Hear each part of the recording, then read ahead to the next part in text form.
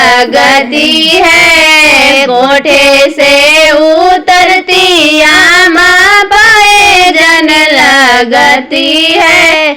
Poison लग के आमा बाबुल को चूमाती है। पायजन लग के आमा बाबुल को चूमाती है। कुछ आमा चूमत है, कुछ देते आशीष है। जियासु दुल्हा दुल्हन लाखों बरिस है। जियासु दुल्हा दुल्हन लाखों बरिस है। कोठे से उतरती चाची बिछिया लगती है। बिछिया लगा के चाची बाबुल को चूमाती है।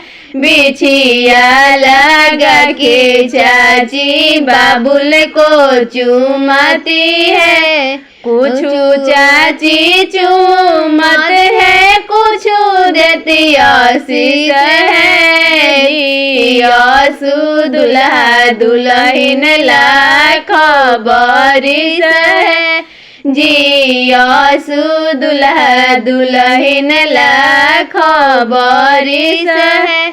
कोठे से उतरती भाभी हरवा लगती है। हरवा लग के भाभी बाबुल को चूमाती है। हरवा लग के भाभी बाबुल को चूमाती है। कुछ भाभी चूमत है, कुछ देती आशीष है। जियासु दुल्हा दुल्हन लाखों बरिस है। जियासु दुल्हा दुल्हन लाखों बरिस है।